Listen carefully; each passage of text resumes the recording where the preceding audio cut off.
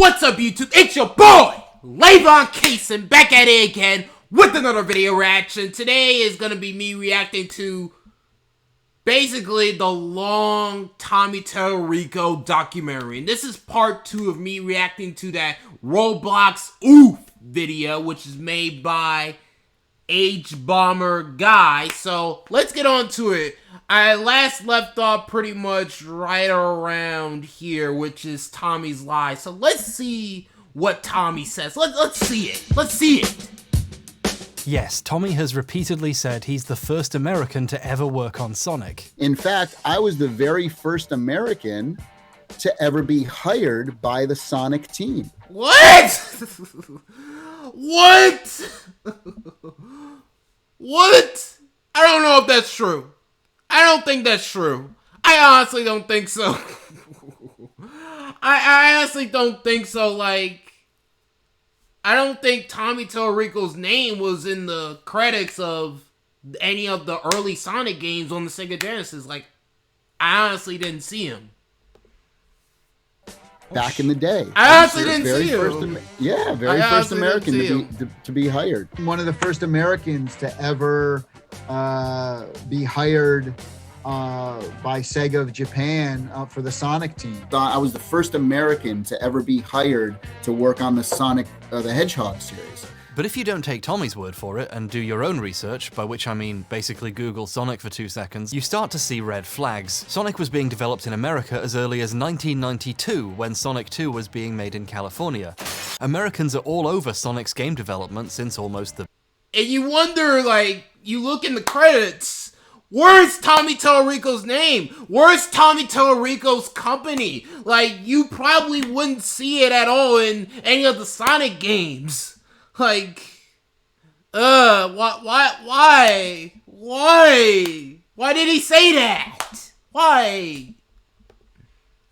Beginning. Just why? Which game did Tommy work on anyway? Sonic, some of the, or one of the Sonic games, Black Knight, that might have been in the 2000s. So Tommy was about 20 years late to the party of Americans working on Sonic. Sonic okay, let's be the charitable. Black Knight? Well, maybe he means first American to do music for the series? But if he thinks that, Tommy's been crushing too many 40s. That was terrible. I promise to live and learn from the... Oh, fuck. But this first American stuff gets even deeper.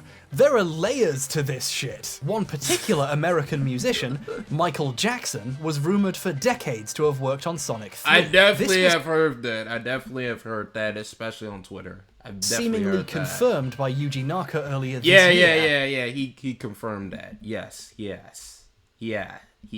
Actually, this would make Jackson the first American to do a Sonic soundtrack. Maybe there are some Americans who worked on one earlier. Right there. That's I'm not tweet right sure. there. I'm not deep into Sonic lore. I'm no Heriton Splimby. Now you could say, well, sure, maybe that means Tommy is wrong about being the first American, but there's no way he could have known that. We only found out for sure recently. And yeah, to be fair, that would be true. Were it not for the fact Tommy has also been bragging about knowing back in the 90s that Jackson worked on Sonic. So I was really close with the Sega folks back in the early 90s. I don't know if it was ever confirmed or not, but I can tell you that he did do the music for Sonic 3. This was at a con in 2014, before he started saying he was the first American. So either he knew he was lying when he started saying that, or he made this shit up too. Which one is the lie? At this point, why not both? I don't trust this story about knowing about Jackson either, frankly. I think he just made up a story to seem involved with another important piece of history. That seems to be his MO at this point. This is just one example of what we could charitably call exaggeration, but realistically we call lies. The more I tried to check things Tommy said to prove to myself that any of it was true, the more it all came apart. Okay, so what about the Metroid Prime thing? He said in a bunch of places, including... That's the one that I'm wondering. This right here. This right here. That's the one that I'm wondering about. That he worked on Metroid Prime. Metroid Prime with Shigeru Miyamoto. Worked on that for a couple years. Was his company on the credits? Prime. Was his company or Joey was on the credits of Metroid Prime? Like, that's what I would like to know. First one. And we worked together for about gosh, I want to say 4 or 5 years. Metroid Prime, I worked with that with Shigeru Miyamoto for 5 years. I Wow. worked with Shigeru Miyamoto. So 5 years. So that would mean Metroid Prime 1, 2, and I guess 3. So The creator of Mario I and guess Zelda. like he's saying like it should be on the credits, right? I don't think his company or Joey is on the credits of those games. I don't think so. I worked don't. with him for 5 I don't years think on so. Metroid Prime. He doesn't just say he worked on it, actually. He says Shigeru Miyamoto was a personal huge fan of his work and always wanted to work on a game with him. We always talked about working together. We're like, oh man, I really love all your Mario stuff. And he'd say, oh man, I love all your stuff that you do. Like, oh, we got to work together sometime, you know? I don't know if that part of the story is true, but Tallarico Studios was contracted to work on Prime. Not music, by the way, Prime already had a composer. They just okay. did sound effects. That might turn out to be important later. But early in development, Retro cancelled all their other projects to focus on Prime, and suddenly didn't need outside help to get the audio done, and his contract wasn't renewed. Tommy will confirm this part of the story himself. My contract was coming to an end was around the same time that Retro's projects were all getting canceled except for Metroid. And they had an internal audio department. So he did work on it. He Briefly, did. but He again did. with the He did exaggeration. briefly. For him to be dropped so easily implies Miyamoto wasn't as invested in So working he did work on Metroid Prime. Okay, he did. with Tommy, as he says. A little Tommy doesn't bit. just say he worked A on Prime's little sound bit. effects for a bit, and Miyamoto was a huge fan though. His story gets way more exotic. He tells people Miyamoto didn't give him any direction or visuals or animations to make sound effects to. He told him to just make what he thought was cool, and the development team designed the weapons and animations around his sounds. Give us a bunch of epic weapon sounds, and then what we're gonna do is I'm gonna give those to my artists, and then they are gonna be inspired by the sounds that you make, and we're gonna inspire the art and the thing. Wow, so cool. This is an unprecedented amount of control for an external audio contractor to have over a project. Plus, it just doesn't mix very well with the fact he left really early in development. Did Miyamoto change his mind? Why didn't he make Retro keep him on board if he had such an important job? It also doesn't mix with other stories from Retro Studios' actual audio department. He did an interview for Shinesparkers where he told this story about Miyamoto letting him design the weapon sounds first. However, Shinesparkers then went on to interview Clark Wen, Prime's audio lead, who came on board after the other games were cancelled and Tommy was gone. Wen is well respected in the game audio industry. He's worked on a bunch of stuff, including Tony Hawk games, interestingly enough. According to him, they did sound effects the normal way, basing their work off the art and animations. There's something amazing about reading an interview with Tommy where Miyamoto blessed the project with a radical new technique where the sound designer had massive creative control over the game, and then going to the interview with Wen where they say, "We interviewed Tommy and he said you did this," and he goes, "That sounds cool, but no." Wen says 1 or 2 weapon sound effects were done when he got there and he left them mostly untouched. So, a few of the sounds in the game are done by Tallarico Studios, and they might have been done the way Tommy said, but his overall involvement with the game was very small. How small? So basically, he was involved in Metroid Prime, but had a minor role. A very, very tiny role. He left so early in development, they forgot he had worked on it by the time the game was done, and forgot to put his name in the credits. Where? A bunch of other audio contractors Where's made it his in. company name? I don't see it. Where? I don't see He it. must have kept contracting people after he left and not got him back. Weird. I wonder why. After seeing Tommy repeatedly take credit for the work of people under him, it's kind of cathartic seeing a bunch of other people get credited and for him to be forgotten. However, he's not the only one. Someone's missing from Tommy's version of the story again. Can you guess? In a now deleted page on his website, accessible via the Internet Archive, Tommy wrote about leaving early in development, although he still claims he did a lot of the main sound design somehow. Funnily enough, he doesn't say I too much. He says we. I wonder who the other it's Joey. It's always Joey. He shared a recent email from Retro's new audio manager to prove he worked on it, and he compliments the work Tallarico Studios did, but he says it like this: "My hat is off to you, Tommy.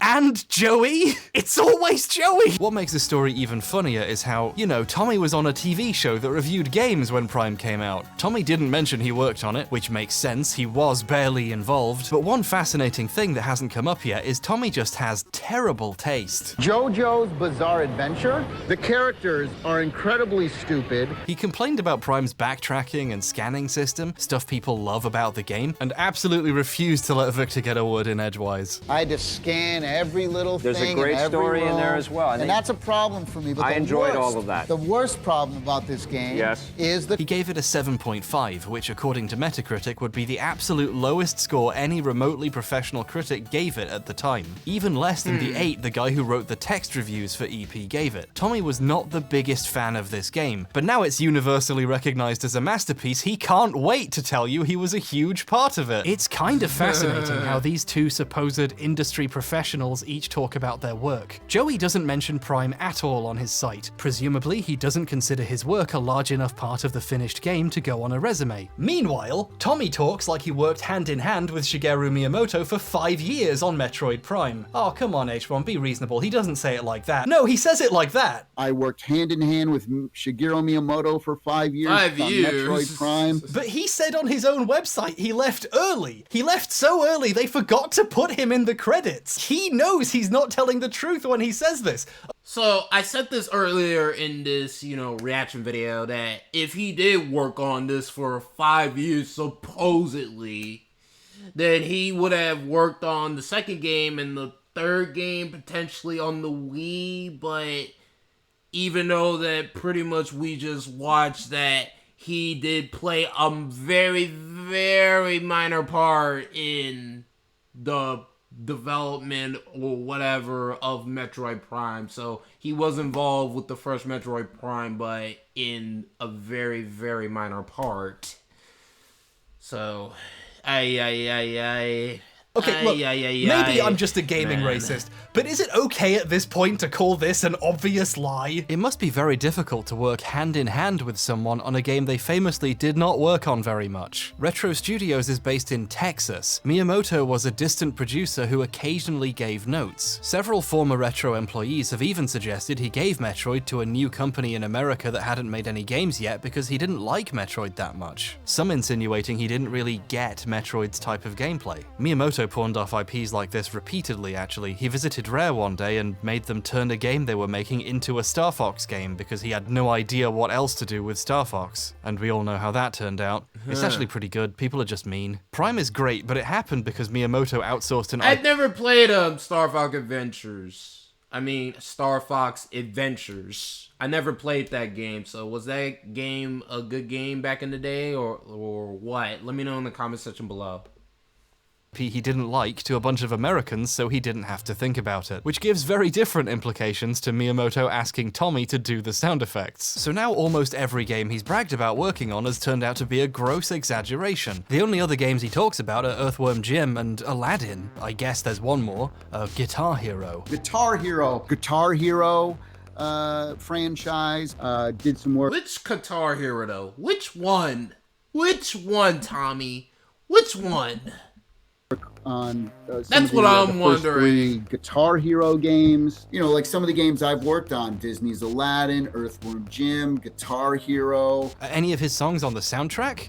No. Did he do sound effects? It doesn't look like it. Is he credited on any of the games? On one of them, yeah. According to a Joystick interview, rest in peace, comrade, he helped them get an Aerosmith song on too because his cousin is Steven Tyler of Aerosmith. He's in the credits of Guitar Hero 2 in the industry thanks section.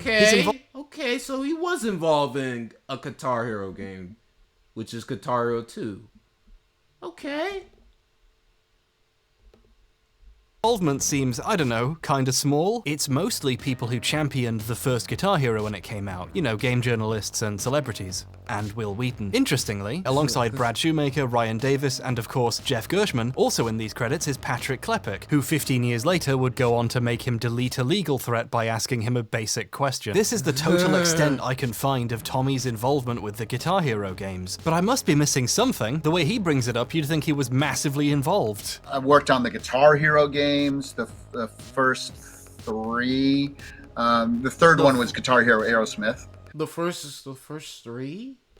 Now you know why. I want to assume Tommy was joking there, but at this point I don't know. The more you look at Tommy's weird exaggerations, overstatements of credit, his use of we to mean Joey, the more you see it.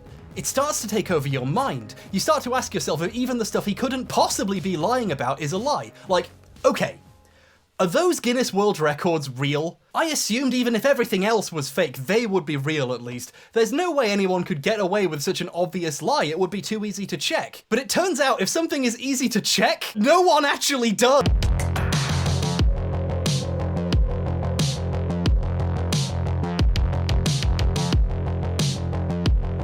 Let's start with the big one. The person who has worked on the most video games in their lifetime. Now, I've been using Grammarly for years. Now, the great thing is Grammarly is free and easy to use. It not only helps you check your grammar, but also ensures that your tone is appropriate. That's what he calls it, at least. I hold the Guinness World Record for the person who's worked on the most video games in their life. My mother's very proud. The person who's worked on the most video games in their lifetime. My mother's very proud. For the person who's worked on the most video games in a lifetime. So that was pretty cool. My mother's very proud. For the person who's worked on the most video games in their lifetime, which is kind of crazy, kind of a cool honor. My mother's very proud. The person who's worked on the most video games in their life. Yeah, my mother is very proud. There's several problems with this one. Let's start with how the number of games he's worked on keeps expanding, and not in the sexy way. By the time of his first Guinness World Record in 2008, he'd worked on the production of 272 games. Around this time, he stopped doing music for games and started focusing on video games live. Video games live takes up such a huge part of your time and your career. So have you ever considered going back to like full-time video game composing? No. There was this period in the early 2010s where the last game he'd officially worked on outside of Super Tofu Boy was Sonic and the Black Knight. The last game I composed for was actually a Sonic game, and that was a couple years ago, but yeah. But somehow, 2 years later, he had a record with over 300 games on it. In October 2017, he said he'd worked on over 300 games. In fact, I have a Guinness World Record for the person who's worked on the most video games in their lifetime, over 300 games. But by the time of the OOF stream in January 2020, just over 2 years later, it was over 350. And I've worked on over 350 video games. He had a busy couple of years there. I read today 300 video games you've had your hands in. That can't be a real number. Yeah, that's actually 350. Yeah, it's up to 350 now. That I know a lot of people in the industry. I've worked on 350 games in my career. Okay, Tommy seems a little confused himself how many he's done. So, you know, just for his sake, we should probably double check how many. So, is there a list somewhere? His Wikipedia page lists far less games than he says he's worked on. Fewer, goddammit. I used Wikipedia for that visual earlier, showing the games he'd worked on in the early 2010s. Let's show everything else he did afterwards. Nothing. He cameoed in Retro City Rampage, and that's it, according to Wikipedia. His IMDb splits his credits into a dozen different categories, but not games, television, and movies, because it's a horrible website. And the composer and sound department credits have a bunch of games repeated in both. Wow, he's credited for some of them 3 times. Even Messiah's in there twice. Earthworm Jim 2's in there 4 times? But even adding literally all the video game credits together, including all the duplicates, you get less than half the number he said he'd done 15 years ago. What the fuck is happening? His Moby Games page lists about 100?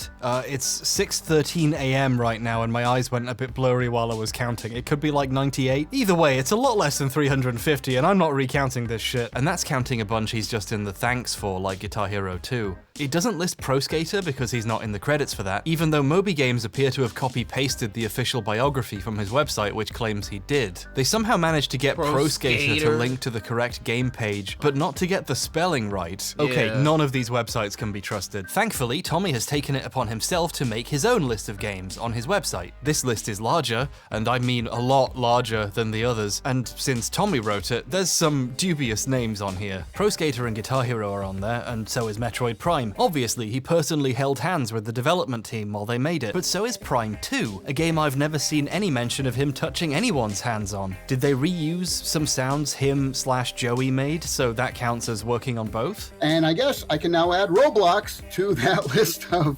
games. If Tommy thinks he can put Roblox on the list of games he has worked on, imagine what justifications other games are on this list for. One of Tommy's actually interesting contributions to game history is early PlayStation 1 models came with a demo disc to show what the console could do, and some of his music is in the menus and titles. The first sounds ever made by some early PlayStations would be music made by Tommy. This is kind of neat and cool, and it's also weird seeing PlayStation demo disc in a list of games composed for. In general, this list has quite a bit of what we call padding. Tallarico Studios did additional music for the first Blood Rain, so that's one game worked on, right? Well, it's on Tommy's list 5 times as each console version along with PC and Mac. I'm not sure why you'd want to give Blood Rain such a strong presence on your resume, but each to their own. He also did the music for Earthworm Jim 1 and 2. An Earthworm Jim game is on his list 18 times! Super Tofu Boy, a free Flash game Peter made he donated music to, is on here twice! You can run Flash games on the Mac too? Wow, that's an extra game worked on.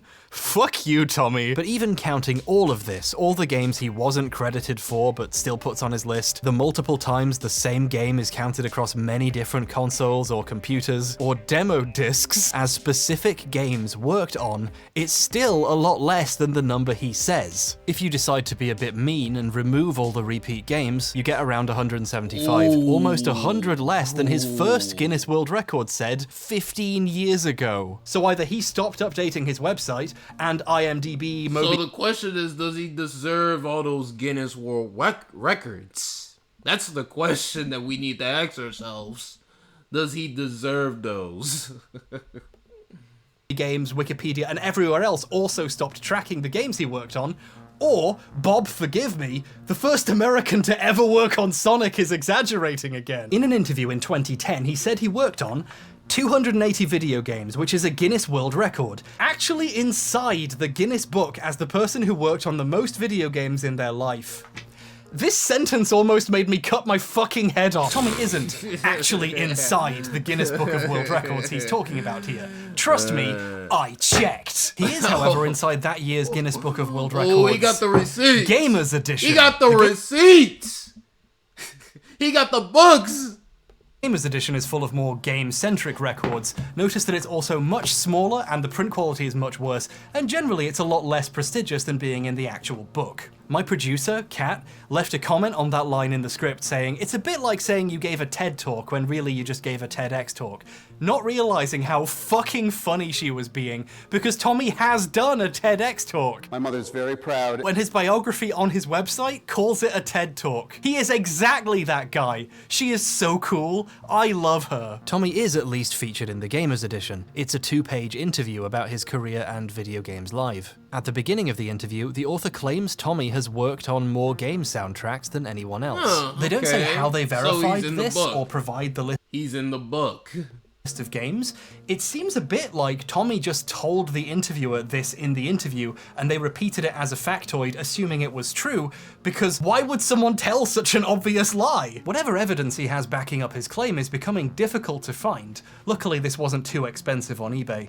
Supplies are quite low, but the demand... it's just me, basically. I mentioned how surprisingly cheap these were to Mandalore Gaming, and he started bulk buying them to leave in Airbnbs he stays in, like a sort of gamer-dian Bible. So if they seem more expensive now, it's because he's artificially inflated the price.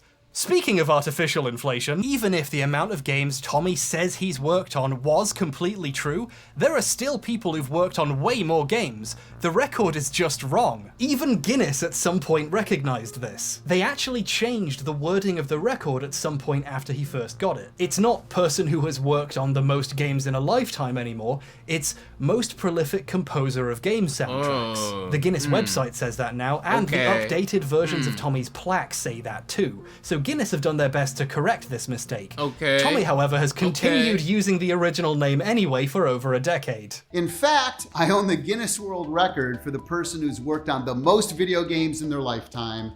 My mother's very proud. Another one of those sweet little lies we've become accustomed to Tommy using. Although I can kind of understand this one, because the new name is even more obviously a lie. I know for a fact Tommy has not made 280 video game soundtracks. We need to acknowledge just how bonkers this clip is. He's saying most video games in a lifetime while showing footage of the new record with a different name. Bonus points for the fact the record says more than 300 games, but then it cuts to a list he wrote with less than 300 games on it. And just in case it needs to be said, no, Guinness are not a real record-keeping organization. They're a novelty book company. It's already a pretty common joke that most of their records are just silly stuff someone made up so they can have a record. Like, most baseball bats broken in 1 minute. That's a silly one I just made up now. Just kidding, it's real. I don't really mind if Guinness track a bunch of silly records. It's just a bit of fun, really. But they are an utterly for-profit organization, not just in terms of sales of books, but also sales of records. Guinness has an entire subsection on their website dedicated to business marketing solutions, promising they can help with PR and marketing campaigns, complete with a case studies section showing over a dozen— Alright, so this is pretty much the end of part 2. Thank you guys for watching in peace. What do you guys think of this so far? Let me know in the comment section below of this video. Bye. Peace.